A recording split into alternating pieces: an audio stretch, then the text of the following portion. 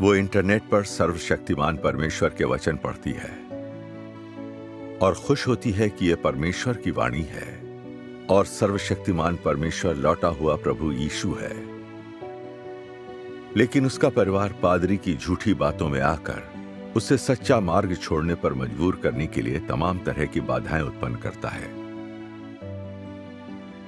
दुखी होकर वो खुद से लड़ती, प्रार्थना करती और खोजती है। अंत में वो क्या चुनाव करती है?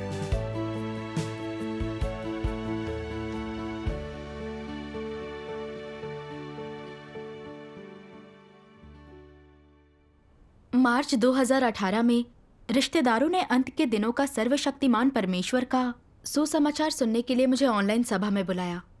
सर्वशक्तिमान परमेश्वर के वचनों को पढ़कर मैंने जाना कि वो प्रभु यीशु के छुटकारे के कार्य के आधार पर न्याय का कार्य करता है, लोगों को पूरी तरह से शुद्ध कर बचाने और परमेश्वर के राज्य में ले जाने के लिए आया है। हालांकि मैं पहले भी प्रभु में विश्वास कर कलीसिया में भाग लिया करती थी, फिर भी पाप कर उन्हें स्वीकारने के कुचक्र में जी रही थी। प्रभु के वचन पर बिना चले बस पीड़ा में जी रही थी। अब मुझे अंततः भ्रष्टता से शुद्ध होने का मार्ग मिल गया था। मुझे यकीन था कि सर्वशक्तिमान परमेश्वर ही प्रभु यीशु का दूसरा आगमन है। परमेश्वर का धन्यवाद। मैं सर्वशक्तिमान परमेश्वर की कलीसिया की ऑनलाइन सभाओं में भाग लेने लगी और अपनी माँ को सभाओं से मिली रोशनी के बारे में बताया। तो उन्होंने कहा कि ये लाभकारी है और ऑनलाइन सुने गए उपदेशों में रुचि दिखाई। तो मैंने उन्हें ऑनलाइन सभाओं के लिए आमंत्रित किया। अचानक ही उन्होंने मुझे सर्वशक्तिमान परमेश्वर में विश्वास करने से रोकना चाहा। एक दिन मेरी माँ ने मुझसे पूछा, क्या उस दिन सभा में चमकती पूर्वी बिजली का उपदेश था? माँ के ऐसे अचानक सवाल करने पर मैं घबरा गई कि क्या जवाब दूं। मैंने सोचा, मेरी माँ हमेशा पादरी की बात सुनती हैं, तो क्या वो पादरी की चमकती पूर्वी बिजली की निंदा करने वाली अफवाहों से धोखा खाकर पूछ रही हैं? जैसा मैंने सोचा था, बात खत्म होते ही उन्होंने आरोप लगाते हुए कहा, सोचो, बाइबल क्या कहती है? उस समय यदि कोई तुमसे कहे, देखो मसीह यहाँ है या फिर वहाँ है, तो विश्वास ना करना, क्योंकि झूठे मसीह और झूठे भविष्यद्वक्ता उठ खड़े होंगे और अद्भुत काम दिखाएंगे कि यदि हो सके तो चुने हुओं को भी भरमा दें। पादरी ने कई बार इन पदों का उल्लेख किया है। अंत के दिनों में लोगों को ठगने के लिए कई झूठे मसीह प्रकट होंगे। खासकर चमकती पूर्वी बिजली वाले गवाही देते हैं कि प्रभु यीशु देह में लौट आया है। ये पक्के से झूठ ही होगा। पादरी ने हमसे इस पर विश्वास ना करने और उनके उपदेश ना सुनने को कहा। तुम भी पादरी की बात मानो, उपदेश ना सुनो। ये प्रभु के वचनों की गलत व्याख्या है। प्रभु यीशु ने ये झूठे मसीहों को पहचानने के लिए कहा था। उसने कभी नहीं कहा कि प्रभु के देह में लौटने की बात झूठी है। हाँ, उसने अपनी वापसी की भविष्यवाणी की ताकि हम उसकी वाणी सुन उसका स्वागत करें। पर पादरी ने कहा कि प्रभु के आने का हर दावा झूठा है। क्या ये प्रभु के वचन नकारना और उसकी वापसी की निंदा नहीं? ये लोगों को प्रभु का स्वागत करने से रोकना नहीं? सही कहा। अपनी माँ को ये कहते सुनकर मुझे गुस्सा आ गया। पादरी ने सर्वशक्तिमान परमेश्वर के वचन नहीं सुने, अंत के दिनों के उसके कार्य की जांच नहीं की थी। उसने आसानी से प्रभु की वापसी की निंदा कैसे कर दी? ना ही मेरी माँ ने सर्वशक्तिमान परमेश्वर के वचन पढ़े थे। वह इतनी अविवेकी थी कि पादरी के कहने से इसे झूठा मान लिया। सही है। प्रभु के कई विश्वासियों ने सर्वशक्तिमान परमेश्वर के वचनों को परमेश्वर की वाणी माना है। उसके वचन पढ़ने के बाद मैंने भी उनका अधिकार और शक्ति महसूस की। प्रभु यीशु और उसके वचनों के स्रोत समान हैं। ये स्वयं परमेश्वर की वाणी है। आमीन। सर्वशक्तिमान परमेश्वर लौटा हुआ प्रभु यीशु है। वे कैसे कह सकते हैं कि वह झूठा मसीह है? हाँ। सर्वशक्तिमान परमेश्वर की कलीसिया के भाई चेंग ने सत्य के इस पहलू पर संगति की, मुझे परमेश्वर के वचन सुनाए। देहधारी परमेश्वर में उसका सार होगा और उसमें परमेश्वर की अभिव्यक्ति होगी। चूंकि परमेश्वर देह बनता है, इसलिए वो जो करना चाहता है उसे सामने लाएगा और इसलिए वह उसे अभिव्यक्त करेगा जो वह है। और वह मनुष्य के लिए सत्य को लाने, उसे जीवन प्रदान करने और उसे मार्ग दिखाने में सक्षम होगा। जिस देह में परमेश्वर का सार नहीं है वह निश्चित रूप से देहधारी परमेश्वर नहीं है, और इस बात में कोई संदेह नहीं। अगर मनुष्य ये पता करना चाहता है कि क्या ये देहधारी परमेश्वर है, तो इसकी पुष्टि उसे उसके स्वभाव और वचनों से करनी चाहिए। यानी वह देहधारी परमेश्वर है या नहीं और यह सही मार्ग है या नहीं, यह निर्णय उसके सार से करना चाहिए। और इसलिए ये निर्धारित करने की कुंजी कि ये देहधारी परमेश्वर की देह है या नहीं, उसके स्वरूप के बजाय उसके सार, उसका कार्य, उसके कथन, उसका स्वभाव और कई अन्य पहलू में पूरी तरह निहित है। यदि मनुष्य केवल बाहरी स्वरूप को जांचे, उसके सार की अनदेखी करे, तो इससे पता चलता है कि वो अनाड़ी और अज्ञानी है। यदि वर्तमान समय में ऐसा कोई व्यक्ति उभरे जो चिन्ह और चमत्कार प्रदर्शित करने, दुष्ट आत्माओं को निकालने, बीमारों को चंगा करने, चमत्कार दिखाए और यदि वह यीशु होने का दावा करे, तो यह बुरी आत्माओं द्वारा उत्पन्न नकली व्यक्ति होगा जो यीशु की नकल उतार रहा होगा। यह याद रखो, परमेश्वर वही कार्य नहीं दोहराता। कार्य का यीशु का चरण पहले ही पूरा हो चुका है और परमेश्वर कार्य के उस चरण को पुनः कभी हाथ में नहीं लेगा। उसका कार्य मनुष्य की धारणाओं के साथ मेल नहीं खाता। पुराने नियम ने मसीहा के आने की भविष्यवाणी की और यीशु आया, तो एक और मसीहा का पुनः आना गलत होगा। यीशु एक बार पहले ही आ चुका है और यदि यीशु को इस समय फिर आना पड़ा तो यह गलत होगा। प्रत्येक युग के लिए एक नाम है और प्रत्येक नाम में उस युग का चरित्र चित्रण होता है। मनुष्य की धारणाओं के अनुसार परमेश्वर को चाहिए कि वह सदा चिन्ह और चमत्कार दिखाए, बीमारों को चंगा करे और यीशु जैसा हो, परंतु इस बार परमेश्वर इसके समान नहीं है। यदि अंत के दिनों में परमेश्वर चिन्ह और चमत्कार दिखाए, दुष्ट आत्माओं को निकाले, यदि वह बिल्कुल यीशु की तरह करे, तो परमेश्वर वही कार्य दोहरा रहा होगा और यीशु के कार्य का कोई महत्व या मूल्य नहीं रह जाएगा। इसलिए परमेश्वर प्रत्येक युग में कार्य का एक चरण पूरा करता है। उसके कार्य के हर चरण के पूरा होते ही बुरी आत्माएं उसकी नकल करने लगती हैं। शैतान के पीछा करने पर परमेश्वर दूसरा तरीका अपनाता है। उसके कार्य का एक चरण पूरा होते ही बुरी आत्माएं उसकी नकल करती हैं। तुम्हें इस बारे में स्पष्ट होना चाहिए। आमीन। आमीन। आमीन। परमेश्वर के वचन सच्चे मसीह को पहचानने के सिद्धांत और झूठे मसीहों के लक्षण स्पष्ट बताते हैं। हाँ, भाई चेंग ने ईश वचनों पर मेरे साथ भी संगति कर कहा था। सच्चे और झूठे मसीहों के बीच अंतर करने के लिए हमें देखना चाहिए कि क्या वे सत्य, परमेश्वर का स्वभाव और उसके स्वरूप को व्यक्त कर मनुष्य को बचाने का कार्य कर सकते हैं। यह सबसे अहम और मूलभूत सिद्धांत है। सही है। केवल मसीह ही सत्य व्यक्त कर सकता है। जो ये नहीं कर सकता वो यकीनन मसीह नहीं है। आमीन। हाँ। झूठे मसीहों में परमेश्वर का सार नहीं होता। वे सत्य व्यक्त नहीं कर सकते। वे सिर्फ प्रभु यीशु की नकल कर सकते हैं। साधारण चिन्ह और चमत्कार दिखाकर भ्रमित और नासमझ लोगों को धोखा दे सकते हैं। सही कहा।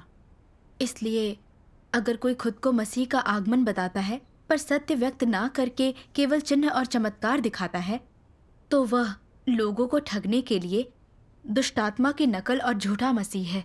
बिल्कुल। केवल मसीह ही सत्य, मार्ग और जीवन है। केवल वही मनुष्य को बचाने का कार्य कर सकता है। आमीन। प्रभु यीशु मसीह ने प्रकट होकर और कार्य करके कई सत्य व्यक्त किए। उसने लोगों को पश्चाताप का मार्ग दिया और सभी मनुष्यों को छुड़ाया। अनुग्रह का युग शुरू कर व्यवस्था का युग समाप्त किया। इसीलिए हम सभी पहचान सकते हैं कि प्रभु यीशु देहधारी परमेश्वर था, मसीह था। आमीन। आमीन। अंत के दिनों में सर्वशक्तिमान परमेश्वर भ्रष्ट मनुष्य के उद्धार के लिए जरूरी सत्य व्यक्त करने आया है। सर्वशक्तिमान परमेश्वर के वचनों में अधिकार और शक्ति है और वह सब प्रकट करते हैं जो उसके पास है और जो वह है। वह पुस्तक, 7 मुहरें और बाइबल के रहस्य खोलता है। अनुग्रह का युग समाप्त कर राज्य का युग शुरू करता है। मनुष्य को बचाने के लिए न्याय का कार्य करता है। सर्वशक्तिमान परमेश्वर के वचन से साबित होता है कि वह देहधारी परमेश्वर है। अंत के दिनों में मसीह का प्रकटन है। आमीन। आमीन। यह सोचकर मेरा दिल खिल उठा। मैंने अपनी माँ से कहा, आप पादरी की बातों पर इतना विश्वास क्यों करती हैं? हम प्रभु में विश्वास करते हैं तो उसके वचन सुनने चाहिए।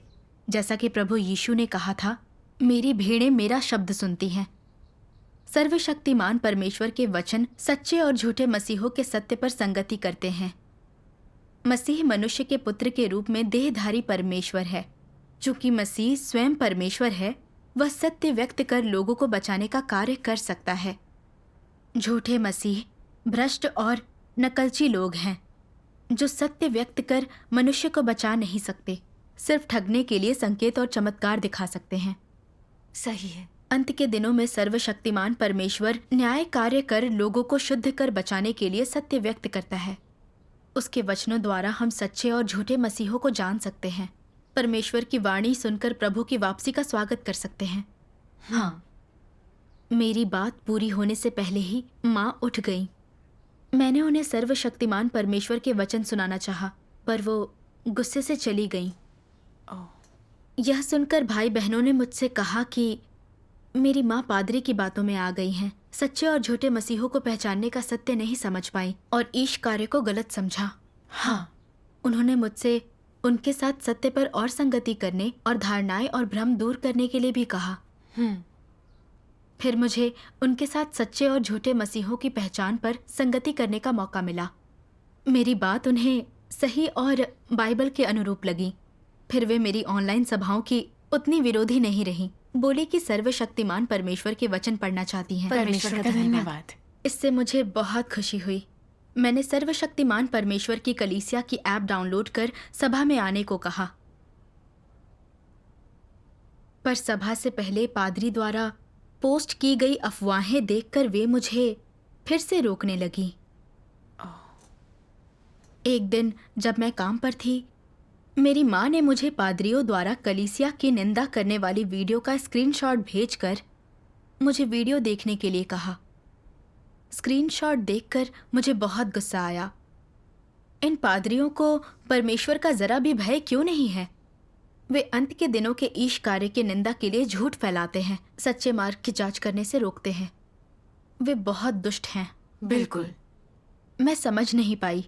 बतौर धार्मिक अगुवा पादरी कलीसिया में परमेश्वर की सेवा करते हैं, फिर क्यों प्रभु यीशु के लौटने पर वे उसका स्वागत नहीं करते, बल्कि इस तरह उसकी वापसी का विरोध करते हैं? जानने के लिए मैंने परमेश्वर से प्रार्थना की। तभी मुझे यह वाक्यांश याद आया, प्राचीन काल से ही सच्चे मार्ग को सताया गया है। मैं समझ गई कि अनुग्रह के युग में जब प्रभु यीशु काम करने आया तो यहूदी धर्म के मुख्य याजकों, शास्त्रियों और फरीसियों द्वारा उसका भी उत्पीड़न और निंदा की गई थी। ये पवित्र शास्त्र की व्याख्या और मंदिरों में परमेश्वर की सेवा करने वाले लोग थे। सही कहा। इस पर मैंने ईश वचनों का एक अंश पढ़ा। आइए ईश वचनों का एक वीडियो देखते हैं। अच्छा। सर्वशक्तिमान परमेश्वर कहते हैं, क्या तुम लोग कारण जानना चाहते हो कि फरीसियों ने यीशु का विरोध क्यों किया? क्या तुम फरीसियों के सार को जानना चाहते हो? वे मसीहा के बारे में कल्पनाओं से भरे हुए थे। इससे भी ज्यादा उन्होंने केवल इस पर विश्वास किया कि मसीहा आएगा, फिर भी जीवन का सत्य अनुसरण नहीं किया। इसलिए वे आज भी मसीहा की प्रतीक्षा करते हैं, क्योंकि उन्हें जीवन के मार्ग के बारे में कोई ज्ञान नहीं है और नहीं जानते कि सत्य का मार्ग क्या है। तुम लोग क्या कहते हो? ऐसे मूर्ख, हठधर्मी और अज्ञानी लोग परमेश्वर का आशीष कैसे प्राप्त करेंगे? वे मसीहा को कैसे देख सकते हैं?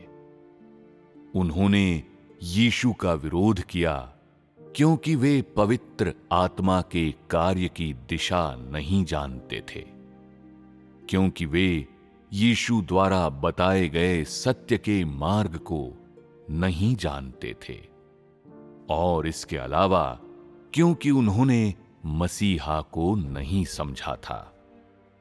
और चूंकि उन्होंने मसीहा को कभी नहीं देखा था और कभी मसीहा के साथ नहीं रहे थे, उन्होंने मसीहा के बस नाम के साथ चिपके रहने की गलती की, जबकि हर मुमकिन ढंग से मसीहा के सार का विरोध करते रहे।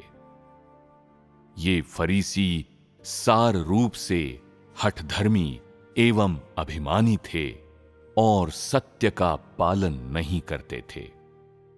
परमेश्वर में उनके विश्वास का सिद्धांत था, इससे फर्क नहीं पड़ता कि तुम्हारा उपदेश कितना गहरा है, इससे कोई फर्क नहीं पड़ता कि तुम्हारा अधिकार कितना ऊंचा है, जब तक तुम्हें मसीहा नहीं कहा जाता तुम मसीह नहीं हो।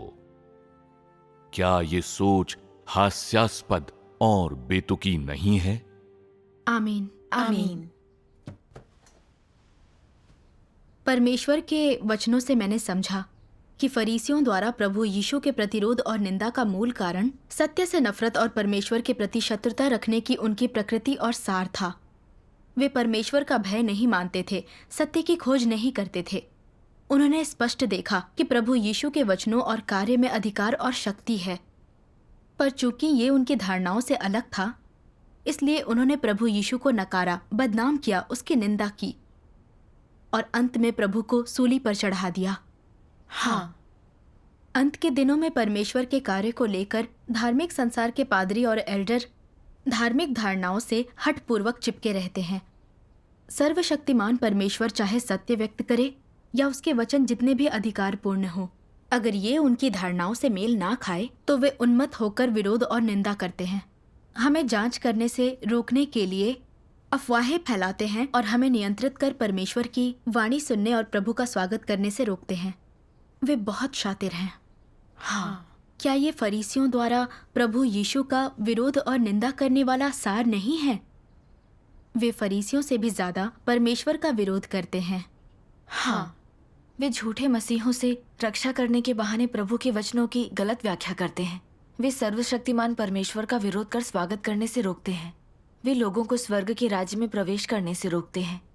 हाँ, वे डरते हैं कि सर्वशक्तिमान परमेश्वर का अनुसरण करने पर लोग उनकी आराधना नहीं करेंगे। अपना दर्जा और आजीविका बनाए रखने के लिए वे परमेश्वर की निंदा करने के लिए बदनामी और झूठ फैलाते हैं, जो दर्शाता है कि वे बुराई के सेवक हैं और परमेश्वर का विरोध करते हैं। हाँ, अंत के दिनों में परमेश्वर देह में प्रकट होकर कार्य करता है, जिससे धार्मिक पादरियों और एल्डरों की ईश्वरोधी प्रकृति साफ दिख जाती है। वरना हम इन फरीसियों को आखिर कैसे पहचान पाते? बिल्कुल। मैंने ये भी देखा है कि चूंकि धार्मिक दुनिया के मसीह विरोधियों का सार सत्य से घृणा करना है, इसलिए परमेश्वर जिस भी युग या जगह में कार्य करे वे हमेशा उसे नकारेंगे और उसका विरोध करेंगे। इससे प्रभु यीशु की ये भविष्यवाणी पूरी होती है, क्योंकि जैसे बिजली आकाश के एक छोर से दूसरे छोर तक चमकती है, वैसे ही मनुष्य का पुत्र भी अपने दिन में प्रकट होगा। परंतु पहले अवश्य है कि वो बहुत दुख उठाए, इस युग के लोग उसे तुच्छ ठहराएं। अब मैं ये बात अच्छे से समझ गई और अब भ्रमित नहीं रही। मैंने घर जाकर माँ के साथ संगति करने का फैसला किया। जब मैं पहुंची तो ये सुनकर मेरी माँ बहुत गुस्सा करने लगी कि मैंने उनकी वीडियो नहीं देखी। मेरी ना सुनकर मुझसे बार बार पूछने लगी कि मैंने उसे क्यों नहीं देखा। इस पर मैंने उनसे पूछा, सर्वशक्तिमान परमेश्वर इतना स्पष्ट बोलता है, पर आप खोज या जांच नहीं करती, आप ये ईश निंदा वाले वीडियो क्यों देखती हैं? उन्होंने गुस्सा होकर मुझ पर आरोप लगाया कि मेरा विश्वास गलत है। उन्हें इतना गुस्सा देखकर मुझे बहुत दुख हुआ। वो मुझे सर्वशक्तिमान परमेश्वर में विश्वास करने से रोकती थी, क्योंकि वो पादरी की अफवाहों से धोखा खा गई थी। इससे मुझे पादरियों से और भी ज्यादा घृणा हो गई। वे वैसे ही थे जैसा प्रभु यीशु ने फरीसियों को शाप देके कहा था, हे कपटी शास्त्रियों और फरीसियों, तुम पर हाय, तुम मनुष्यों के लिए स्वर्ग के राज्य का द्वार बंद करते हो, ना तो स्वयं ही उसमें प्रवेश करते हो और ना प्रवेश करने वालों को करने देते हो। सही है। फिर मैंने अपनी माँ से आग्रह किया कि वो ईश वचन सुने, लोगों के वचन नहीं। वरना वो परमेश्वर का उद्धार खो देंगी। और कहा कि मैं सर्वशक्तिमान परमेश्वर में विश्वास नहीं छोड़ूंगी। आमीन। यह देखकर कि मेरा हार मानने का कोई इरादा नहीं, माँ चिंतित स्वर में बोली कि मैं सर्वशक्तिमान परमेश्वर में विश्वास करना बंद कर दूं। मैंने माँ के साथ संगति करने के तमाम तरीके आजमाए, पर मेरी बिना सुने वो बोली कि वो ये तथ्य नहीं स्वीकार सकती कि प्रभु वापस आ गया है। कुछ क्षण बाद वो मुंह छिपाकर रोने लगी। उन्हें रोता देख मैं बहुत परेशान हुई। मैं उन्हें रुलाने और दुखी करने से ज्यादा किसी चीज से नहीं डरती थी।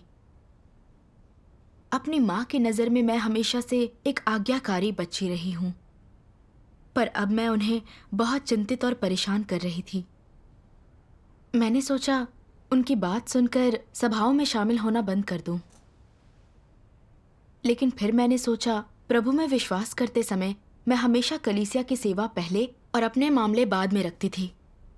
अब मैंने परमेश्वर का नया कार्य स्वीकारा है तो उसे पहला स्थान देना और अहम है। हाँ, मैं ज्यादा सत्य नहीं समझती, इसलिए मेरा सभाओं में जाना खास तौर से जरूरी है। सभाओं के बिना ना भाई बहनों की सहायता मिलेगी ना सहारा। परेशान होकर दृढ़ ना रही तो क्या करूंगी। बिल्कुल। लेकिन अगर मैंने सभाओं में जाना बंद नहीं किया तो अपनी माँ को रोज इतना उदास देखना मेरे लिए पीड़ादायक होगा। इसलिए मैंने परमेश्वर से प्रार्थना की कि वो सही चुनाव करने में मेरा मार्गदर्शन करे। शाम की सभा में मैंने एक बहन को अपनी हालत बताई। उसने मुझे परमेश्वर के वचनों का एक अंश भेजा। जब परमेश्वर कार्य करता है, किसी की देखभाल करता है, उस पर नजर रखता है और जब वो उस व्यक्ति को स्वीकृति देता है, तब शैतान करीब से उसका पीछा करता है, उस व्यक्ति को नुकसान पहुंचाने की कोशिश करता है। अगर परमेश्वर इस व्यक्ति को पाना चाहता है तो शैतान उसे रोकता है। वो परमेश्वर के कार्य को भ्रमित और खराब करने के विभिन्न बुरे हथकंडे अपनाता है ताकि वह अपना उद्देश्य हासिल कर सके। क्या है वह उद्देश्य? यह कि परमेश्वर किसी भी मनुष्य को प्राप्त ना कर सके। परमेश्वर जिन्हें पाना चाहता है वह उसकी संपत्ति छीन लेना चाहता है, नियंत्रित कर उनको अपने अधिकार में लेना चाहता है ताकि वे उसकी आराधना करें और उसके साथ परमेश्वर का प्रतिरोध करें। क्या यह शैतान का भयानक उद्देश्य नहीं है? आमीन। आमीन। उसने संगति की। जो हो रहा है उसे देखने से शायद लगे कि परिवार सर्वशक्तिमान परमेश्वर का अनुसरण करने से रोक रहा है, पर इसके पीछे शैतान की चालाकी है। यह एक आध्यात्मिक लड़ाई है। हाँ, लोगों के लिए परमेश्वर ने अंत के दिनों में देह धारण किया, पर शैतान नहीं चाहता कि लोग परमेश्वर का उद्धार प्राप्त करें। इसलिए वह हमारे आसपास के लोगों से हमें बाधित करवाता है, हमसे परमेश्वर को खारिज कर धोखा दिलवाता है, अंत में हमें नियंत्रित कर अपने साथ नरक में घसीट ले जाता है। सही है। तुमने अभी अभी अंत के दिनों का परमेश्वर का कार्य स्वीकारा है। शैतान तुम्हारी माँ के जरिए तुम्हें परेशान कर रहा है ताकि तुम उनकी बात मान परमेश्वर में अपना विश्वास त्याग दो। यह शैतान की कुटिल मंशा है। हाँ, हमें शैतान की चालें समझकर परमेश्वर पर भरोसा करना चाहिए। आमीन। अय्यूब के बारे में सोचो। जब शैतान ने उससे परमेश्वर का त्याग करवाने के लिए उसकी पत्नी से शिकायतें करवाईं, तो अय्यूब परमेश्वर के प्रति आस्थावान और आज्ञाकारी बना रहा। अपनी गवाही में दृढ़ रह शैतान को अपमानित किया। आमीन। अंत में अय्यूब की आस्था ने परमेश्वर की स्वीकृति प्राप्त की। हमें भी दृढ़ रहने और शैतान की चालों में ना पड़ने के लिए आस्था रखनी जरूरी है। सही है। परमेश्वर के वचनों पर उस बहन की संगति बहुत मार्मिक थी। अंत के दिनों का परमेश्वर का कार्य स्वीकार कर हर कदम पर मेरे सामने कई बाधाएं आईं। अब समझ आया कि इसके पीछे एक आध्यात्मिक लड़ाई है। हाँ, शैतान जानता था कि मुझे अपनी माँ की परवाह है, मैं उनकी सुनती हूँ, इसलिए उसने इसके द्वारा मुझे बार बार परेशान किया, मुझे धारणाओं और भ्रांतियों से भर दिया, ठगने के लिए अफवाहें फैलाईं, सर्वशक्तिमान परमेश्वर का अनुसरण करने से रोका। शैतान के इरादे वास्तव में कपटी और बुरे होते हैं। मुझे शैतान के बहकावे में नहीं आना था। हाँ, आमीन। मैंने ठान लिया कि मेरी माँ मुझे कितना भी परेशान करे, मैं परमेश्वर की विश्वासी रहूंगी। सत्य को और ज्यादा जानने समझने के लिए सभा में जाती रहूंगी। परमेश्वर का धन्यवाद। उसकी गड़बड़ी और बाधा से तुम कुछ चीजें स्पष्ट रूप से देख पाई और समझ हासिल कर पाई। वास्तव में तुम्हें इससे फायदा हुआ। हाँ। अगले कुछ दिन मेरी माँ रोज उदासी से आहें भरती दिखती। मुझे ऑनलाइन सभा करते देख रूठ जाती।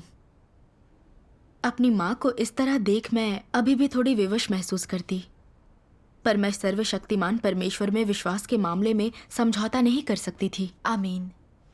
मुझे परमेश्वर के वचन याद आ गए। तुम में मेरी हिम्मत होनी चाहिए और परमेश्वर को न मानने वाले प्रियजनों के सामने सिद्धांत होने चाहिए। तुम्हें मेरी खातिर किसी भी अंधेरी शक्ति से हारना नहीं चाहिए। पूर्ण मार्ग पर चलने के लिए मेरी बुद्धि पर भरोसा करो। शैतान को काबिज ना होने दो। आमीन। परमेश्वर के वचनों ने मेरा दिमाग काफी हद तक साफ कर दिया। मैं जान गई कि शैतान मेरे साथ फिर षड्यंत्र कर रहा है।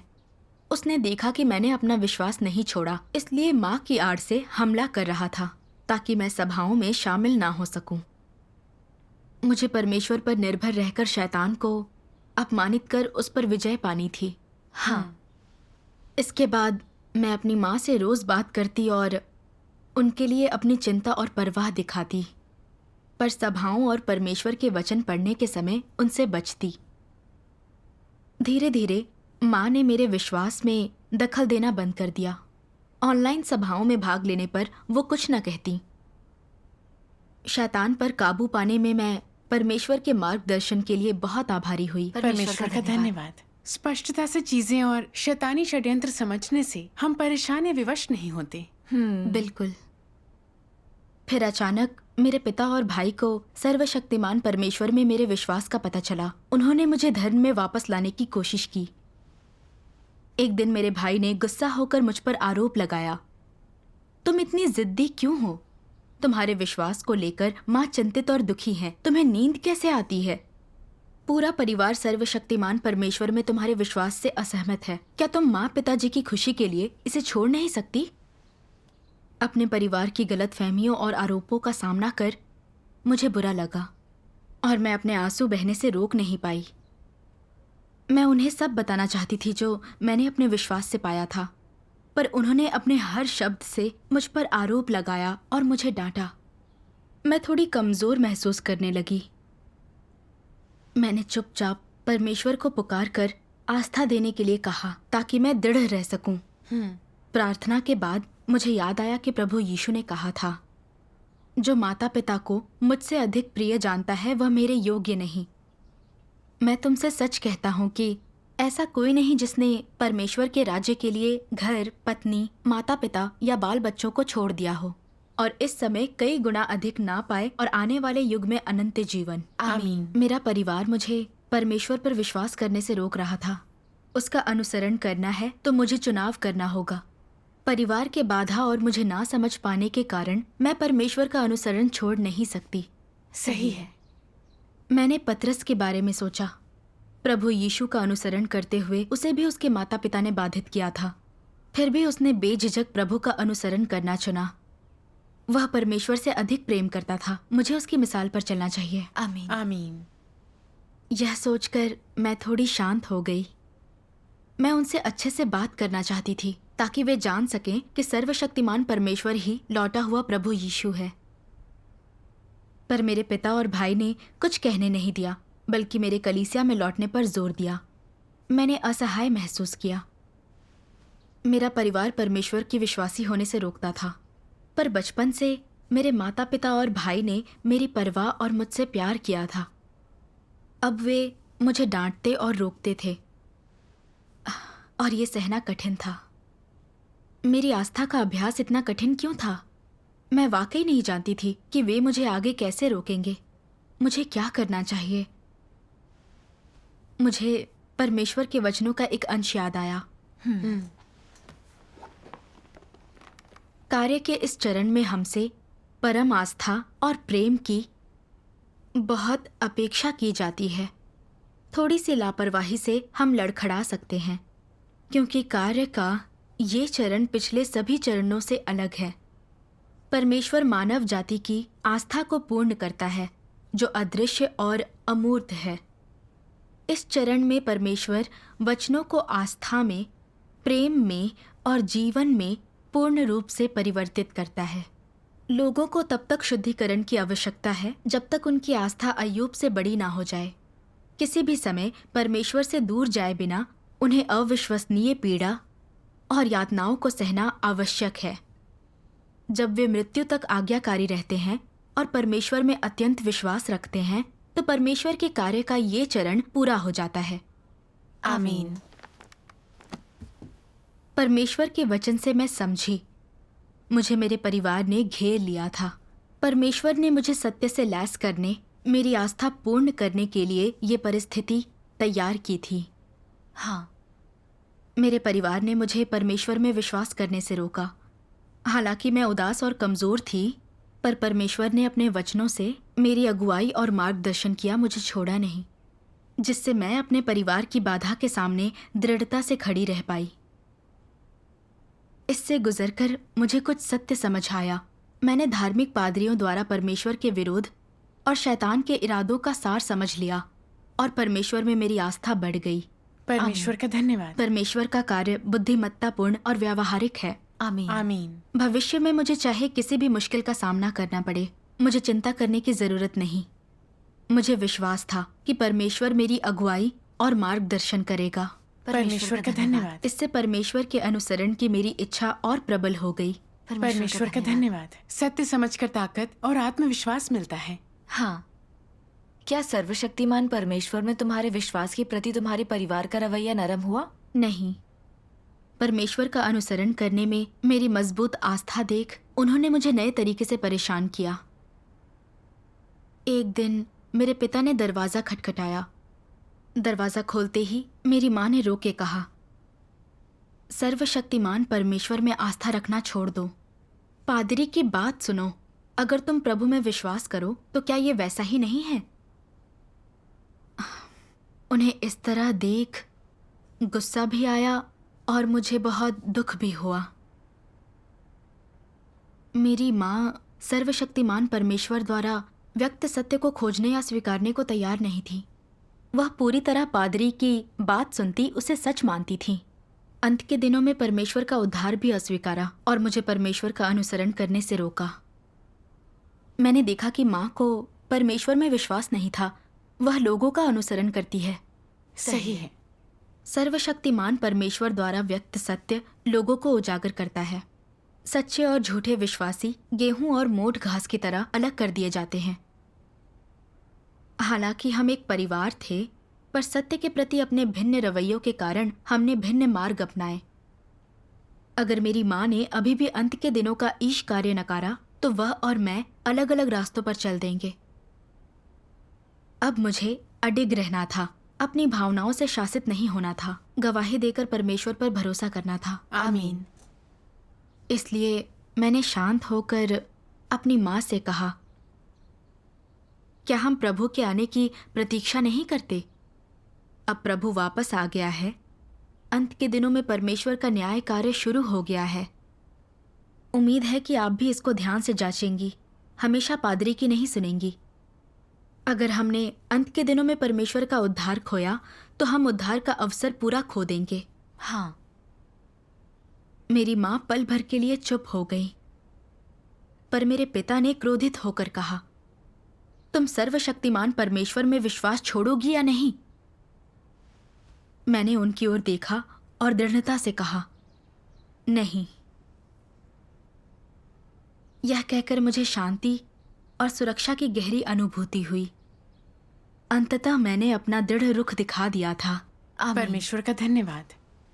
मेरे पिताजी और भी गुस्सा हो गए और गंभीरता से बोले, तुम इतनी बड़ी हो गई हो कि अब मेरे हाथों से बाहर हो। तुम अपना रास्ता खुद चुन सकती हो, बाद में पछताना नहीं।